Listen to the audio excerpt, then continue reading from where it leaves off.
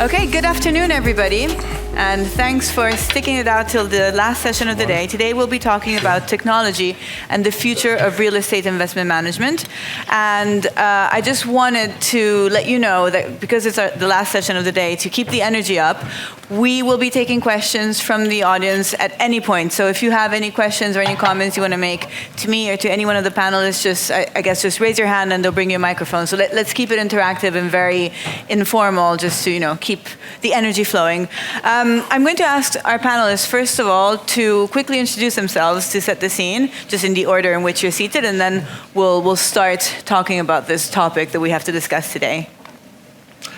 Yes, hi, my name's Narinder Singh, based here in London. I'm a director of Westmore Capital. It's a company that's been acquiring, developing, and managing property for the last 20 years, and really that's across the residential and the commercial space. My background's actually in structured finance, so really around different types of assets. Hi everyone, my name is Ashish and I'm the founder of Novi. We've been around for 2 years now, based in London. We offer fractional ownership of fixed income assets, mostly focused on West Midlands and the North. By background, I'm from private equity and structured finance, and we're trying to bring buy-to-let investments to the larger audiences of the United Kingdom. Hi guys, I'm Nish Patel from Inertia Ventures. We are a New York-based VC fund focused on primarily software companies that are seed through Series B. A lot of our LP base is comprised of really large real estate owners in the US, so we try to find ways to be strategically activate a lot of our LPs to create value for our base. The areas that we tend to spend a lot of time on within PropTech include the intersection of fintech and PropTech and applied ML and AI, which we'll also, I'm sure, discuss in this panel. Hi everyone, my name's Nadim Negi. I'm one of 3 co-founders at Partment. At Partment, we offer seamless access to fractional ownership of fully managed second homes.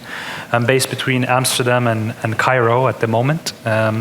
And my background is in technology. I was lucky to be with Uber from 2015 up until almost last year. I was on the team that launched a lot of the markets that we have in EMEA.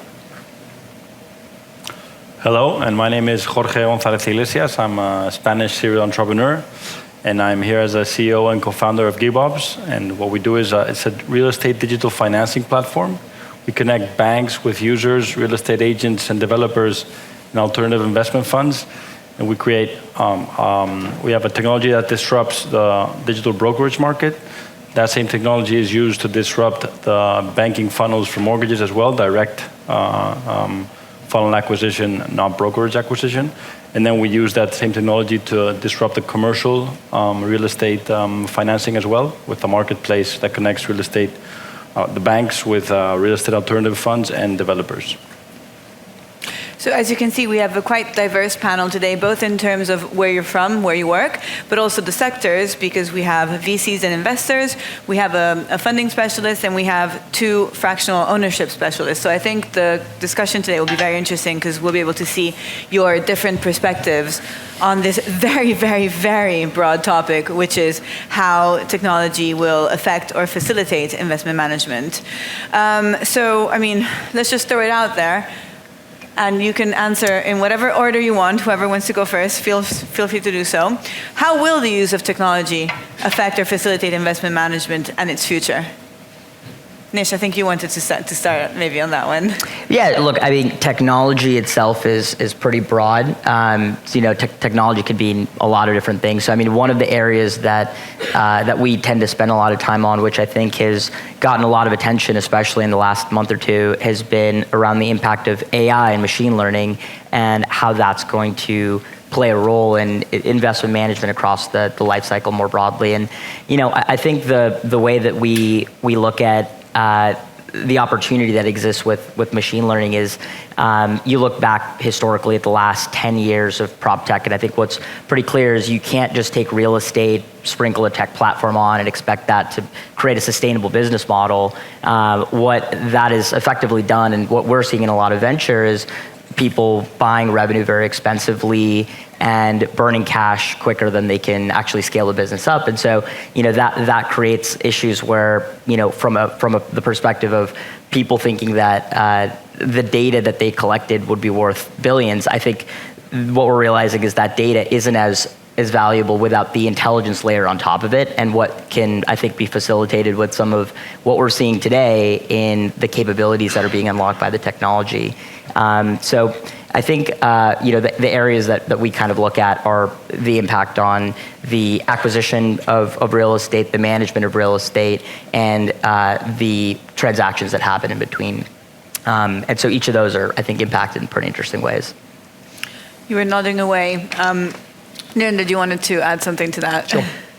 I think the technologies that we are starting to see, and many of them exhibiting here today, where it has an impact across different parts of the property life cycle, whether it's in terms of acquisition, financing, management, lettings, the whole of that process. The more technology you apply to it, the more efficient the whole of the process becomes, the more transparent it becomes to the person buying the property or renting the property. So it's that level of efficiency that's having the greatest amount of impact, and that interface with the end customer.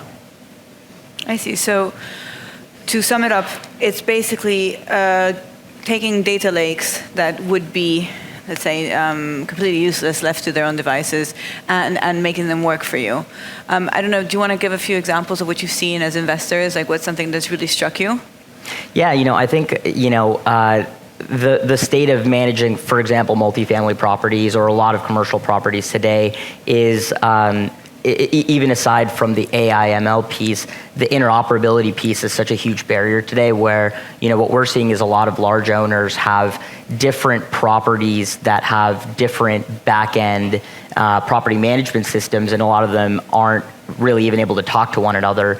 And so I think that's the first step of being able to, like you were saying, create the interconnectivity between these data silos in the first place, and be able to actually make that data actionable, in ways. You could also look at this from a co-ownership lens. So I think co-ownership is a topic that was picked up many times today, and I'm expecting it will also be discussed tomorrow as a new trend. But the fact is, it's not necessarily a new trend. I think the technology application is what's creative about it and what's enabling it. But it's really or truly a legacy notion or concept, right? You see people co-owning a house together. You see people co-owning an apartment, whether it's for vacation or for just rental dividend. Some people apply co-ownership on boats as well. So the concept of co-ownership exists. I think where technology comes in is to make this more scalable, easier to use, and it starts with the contracting element of it. How can we bring more people together to co-own an asset? What are the liabilities? What are the benefits that you get out of it? And this is how you can create scale out of an existing behavior, consumer behavior. Yeah, I think the way that I look at it is around co-ownership, there's two pieces to it. One is the co-ownership that is actually used as co-owning the utility of an asset, versus co-ownership in the context of fractionalizing the financial elements associated with it without bifurcating the utility of the asset itself. So I think it's interesting to hear kind of the frame of what does that look like from the perspective of people sharing an asset, versus also from the perspective of other members of the panel that are working on things that focus more on the financial piece of it too. Mm-hmm. I think ML also provides a huge opportunity in terms of valuation and therefore lending, mm-hmm. because one of the key challenges we have here in the UK at least is even before the transaction goes through, we spend up to 2 to 3 months in getting the asset valued. And if you see the RICS model, it's pretty linear, and it's based on data, and it's data we have. So there's no reason why eventually we cannot come into a situation where we can reduce that 90-day period to probably 90 minutes and have an AVM model that works for banks and lenders. Of course, there are a lot of AVM models. Banks are not yet, I would say, open enough yet to accept automated valuations, but I think the biggest impact of machine learning is potentially on valuation and lending in a few years from now. And Jorge, since you are looking at this from the financing side, do you want to chip in on this point? Well, I mean, as in broad terms, I think one of the big elements of technology, just obvious elements, is the user today is a more digital user. They want velocity in how to consume products, and some of the processes in the real estate market are tremendously inefficient. And with technology, we just create huge levels of efficiency, right? To measure risks, to measure financing allocation in a very fast way, to connect users, different users to end product servicers. So, what this does is it dynamizes the market in a way that we hadn't seen before, right? You took endless time to do certain transactions, and so markets were just much smaller and much more opaque, and now they're much more transparent, and a lot more transactions can happen. And so I think that's probably one of the strongest elements. And have you been seeing an increase in transparency then in markets over the past few years thanks to the injection of technology? Yeah, and especially in our case, for example, in commercial lending, it's a tremendously opaque market. Where traditionally, let's say banks were more present, and in the past years we've seen after all the real estate crisis in 2010, 11, and pre that, all the subprime. What happened is a lot of new actors came in, alternative investment funds who took risk positions where banks were not as comfortable anymore because of banking regulation. And that made it even more opaque. They're willing to take more risk. Those kinds of actors, you pay more for their lending, but there's also a complicated space of understanding exactly who to go to, the level of pricing the different actors have, the level of underwriting elements they ask for. It's just a very, very complicated and opaque process.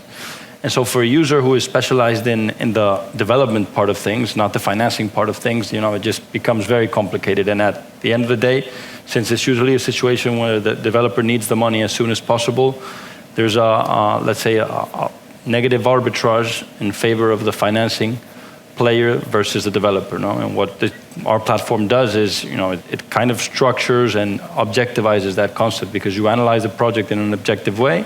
You connect to financial players, and they can offer 2 or 3 can offer alternative terms. They know they're competing. We don't launch it to 20 financial players, but they know to a certain level they're competing, and so the process is much more clear. It's much more standardized, and at the end of the day, the pricing is, I would say, a bit more fair. And that means more transactions happen as well, right? So. Thank you. And so I guess there seems to be quite a parallel between, let's say, the financing play and the fractional ownership play. So I don't know if we want to go into the fractional ownership element a bit, just to talk about how technology is as you were saying before, it's been around forever, but now tech is speeding it up and facilitating it. And it'd be interesting to talk about the full investment life cycle and where you see tech having the biggest impact. Yeah, absolutely. So I think Nish touched on this earlier. Definitely under co-ownership, there are 2 main branches, right? So there is the investment-driven use case. You're investing fractionally with a primary focus on return, whether it's rental yield or capital gains. And then the other one is more of fractionally investing in a service unit in a destination that you're a fan of, so you could eventually also use it. And somehow I think we're seeing a lot of the nomadic aspirations now, nomadic lifestyle, a lot of people being decentralized, people based in London spending some time in New York or vice versa, also the corridor between MENA and Europe. So there's a lot of movement and people are not necessarily anchored to one place. And I think technology in that aspect of a utility comes in through multiple layers. I think one is the discovery, and it's very similar to full ownership, but the discovery. The second one is the actual transaction. How can I, out of London, co-own a property in a different country with just a few clicks on my computer? And then the third one is the booking system in our case, right? This is at the core of our tech development because you have a co-owned asset and you need to split the days or split the access to the property. And I think the last one, which is super crucial, is the exit, right? You co-own a fraction of a second home and that acts primarily as a vacation home or a second home, but there's definitely the underlying real estate investment that you want to eventually exit as well. So how can you use technology to exit your investment independently from the rest of the co-owners at the time that you want and for the price that you aspire to get, right? So I think this is where technology plays a lot of influence in creating that market liquidity, that secondary market liquidity. Mm-hmm. Ashish, do you want to give your take on this as well?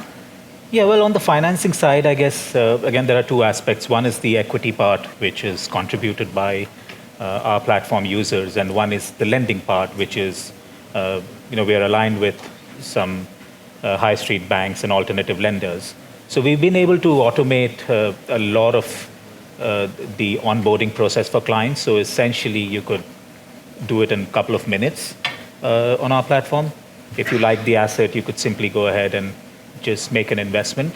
I think what we're trying to do now is integrate with the lending side of things so that we can quicken the process. But we are depending on other parties, other banks and lenders to do that. But at some point in time, if we can, I think our transaction life cycle would probably shrink from 4 months to about 6 weeks or 8 weeks if we're able to achieve that frictionless environment. But overall, financing is a key to the whole income side of things, unlike what Apartment or Picasso have done. When our focus is on income generating assets, and therefore leverage is very important so that our investors or users can have that levered return on investment, and therefore we do go into SPV level financing. It is now for us to figure out how we can automate that process, to what extent we can automate the underwriting process between the lender and us, or potentially upgrade to being an alternative lender ourselves in the years to come. That's what we are looking at over the next maybe 3 to 5 years. That's our product roadmap. And I would say, it's one of the big main issues that remains, right, in that market, because the approach that at least I've seen in the market is more of a private banking approach, where obviously there's lenders or banks who are willing to give out money to a high net worth client. And how do you solve that for the mass public? Because obviously the big driver of the real estate market is financing, which is be able to acquire a mortgage for a mid-level family. And how do you replicate that in that market? Because it's, again, with the private banking approach, it's good, but it's also a very niche market. And how do you solve that in broad terms? And I think that's what technology is really solving right now for that segment of the market. The way that I kind of look at it in the companies that we invest in, there's two different types of target customers that a lot of them will try to go after. One will try to go after more of the retail-focused audience, which a lot of the people on the panel here are focused on acquiring. And then for larger, more enterprise, use case type customers, they have a different motive. I think for them, it's how can I streamline and increase volume and increase efficiency so I can continue to acquire at scale or manage at scale. So it's really about being able to use technology for scale. I think for the retail segment of whatever business model that technology is trying to target, it comes down to convenience and reducing friction. And so, being able to have, instant mortgage underwriting reduces friction if you can handle all of the legal and compliance and the title and all of the different elements that go into a transaction in, a seamless way, then that is what's going to increase adoption. And I think what we're seeing now technology be used for is increase the underwriting standards and credit rating standards for a lot of these mortgage businesses that are able to create products that are now able to be embedded directly within some of these different types of platforms, whether they be fractional ownership for more like utility use cases or for more financial use cases through partnerships with it seems like a lot more regional banks that are warming up to becoming capital partners with some of these types of startups. So I think that's one of the exciting areas that we see in some of the companies that we look at. So you've actually seen mortgages that could finance this kind of, because I've seen credit loans that do it, of course, personal loans that do it, but I haven't seen mortgages yet. Yeah, so a lot of these companies will have two different types of structures. Either one, they have a balance sheet that they leverage themselves that will be the provider of kind of credit for some of these assets. But that's not what a lot of VCs like. VCs generally prefer a bifurcation, at the asset level. And so a lot of them will have programmatic relationships with banks. It could be Santander, it could be a regional bank, it could be some other warehouse facility provider that basically says, this is a box. If this asset that you're collateralizing against fits in this box of cash flow or whatever other covenants, then we'll buy it. We'll basically guarantee you buy it, which allows the startup to be able to extend that form of credit to whatever their end user is. I think my learning out there is because we've pivoted in the last 2 years. We started with a marketplace model, and the challenge with banks was that they wouldn't lend to 5 owners of a property. But when we changed ourselves to an asset manager, that became easier because now the bank is not lending to 5 of us as individuals, but it's lending to Novi as a platform and the SPV, which is owned by Novi. And therefore, the 5 owners become irrelevant as in for the lender, and those 5 owners can change. Do you keep corporate equity in all the houses? Yeah, we keep a corporate guarantee on and we service the loan. So, but it's still at an SPV level, like Nish said, it's in a box. But although the owners are fractional owners, for the lender, we are the owners from a risk perspective. So we've signed up credit lines with high street banks and alternative lenders, and we're drawing down every 15 days, every month. So yes, it took a while to understand. And what the banks want to know is who's going to be responsible for paying it. And they can't run after 5 or 10 or 15 owners of a property. But as soon as we gave them the comfort that we're going to be the ones who are responsible for the mortgage, it's no longer a personal loan. It is a pure mortgage, a high street mortgage, or an institutional level mortgage, but at an SPV level, which helped us give the same benefit to our investors of a levered return without having their guarantees or their obligations to a lender. So Ashish, what you're saying is that you are then allowing a wider audience, a wider retail audience to be able to invest in property assets through technology platform, effectively what you've built there. Because as we all know, as property prices go up over time, the hurdle for investors to invest in property increases. So areas such as fractionalized ownership is becoming increasingly popular. And as we will see in the future, we will see opportunities to have real estate available as a tokenized structure, i.e. on the blockchain. Obviously, there's a lot more regulation that's required for that. But yeah, it sounds like that you've got a platform that is available for fractional ownership today. Yeah, lower thresholds make it more inclusive to a lot more people. And therefore, it doesn't matter whether you are mortgage eligible as a person. But when you're investing in a Novi asset, it is the platform which is eligible. So even if you're not eligible for a mortgage, or maybe you're already running a couple of mortgages and you want to still make a couple of investments, those kind of hindrances are taken care of with our solution and our platform. Can we dive a bit deeper on that yes, customer I was just going experience? to say we have about 6 minutes left, so let's by all means dive a bit deeper. Are there any questions from the crowd? And, we have a question there, and then. Just generally, you've mentioned how important finding leverage or debt financing for any property investments are for the investor, right? It's absolutely critical. And you've also mentioned that there are new things coming out now, fractional ownership being one example of it.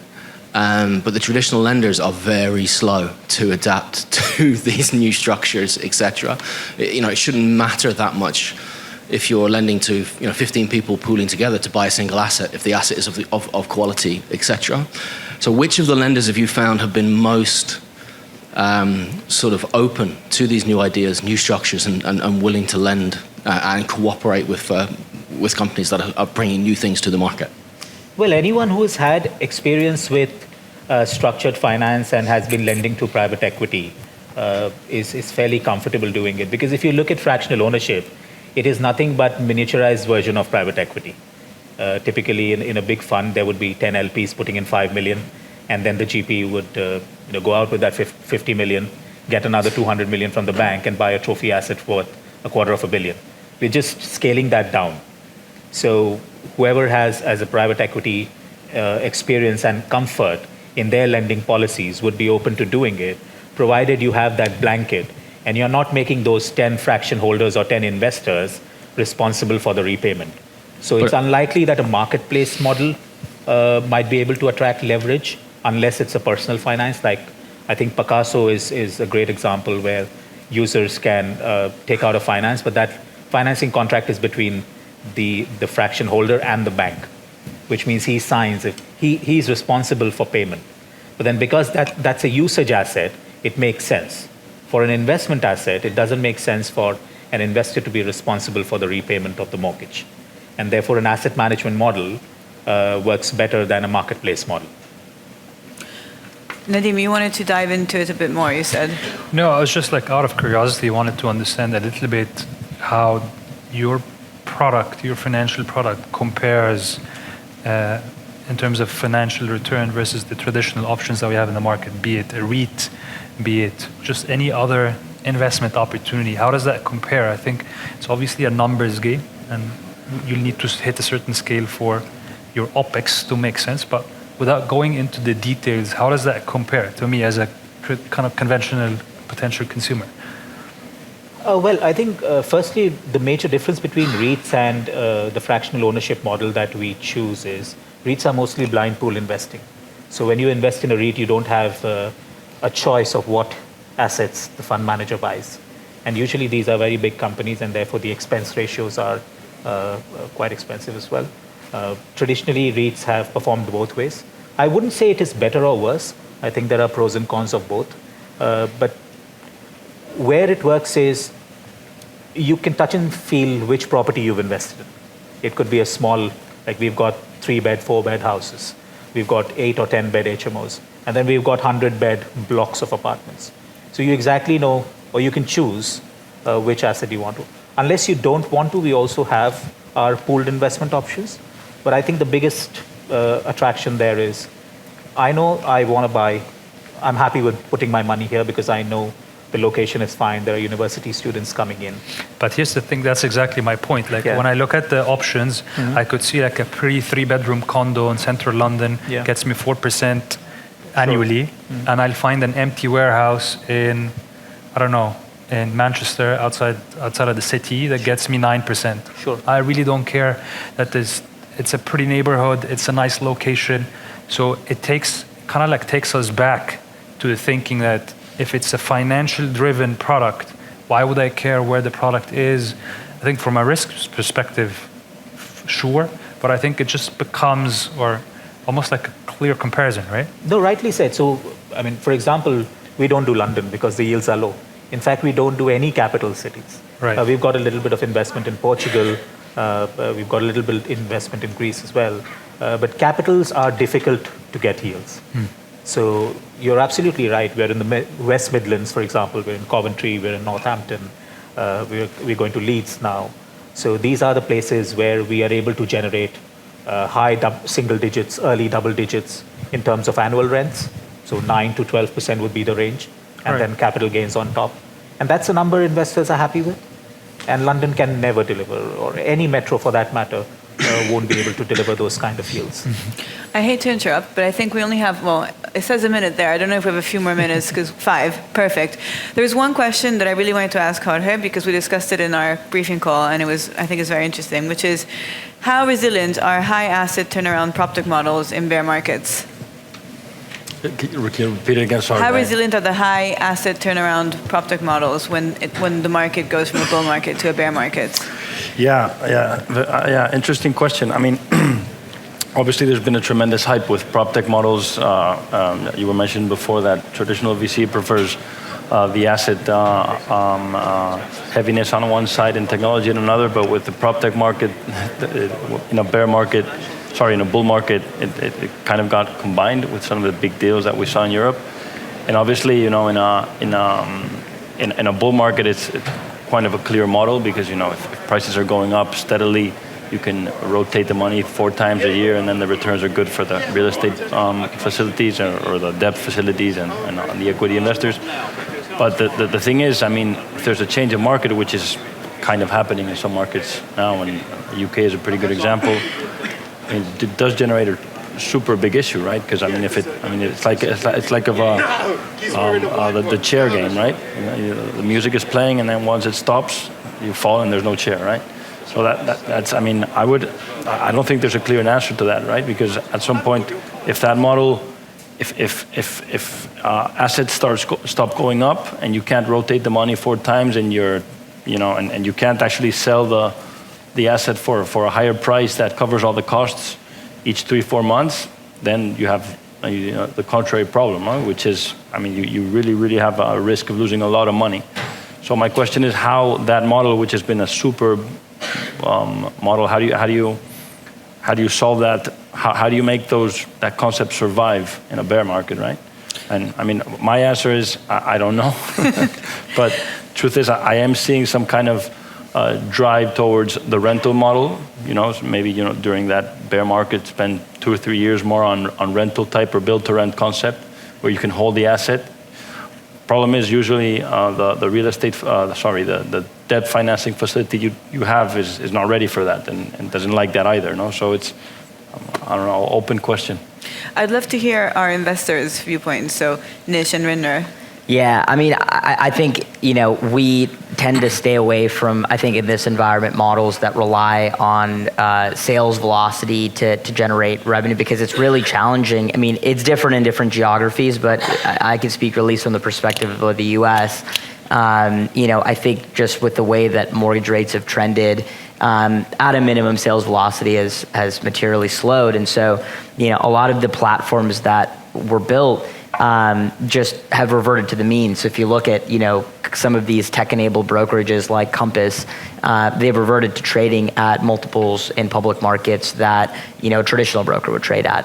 And so I think that has, for a lot of businesses that have scaled, and probably for the businesses that have scaled, I think a lot of them have had to revert to the mean. And I think for a lot of businesses that haven't scaled yet, it can be challenging unless they find ways to really differentiate. That's not necessarily the case in other geographies. In other geographies, maybe there's a little bit more resiliency, but, I think the high turnover type models, in the US especially, have been quite challenged. Yeah, I think certainly for the UK sector, it's changing. Build to rent is becoming the larger model, more of a mature model.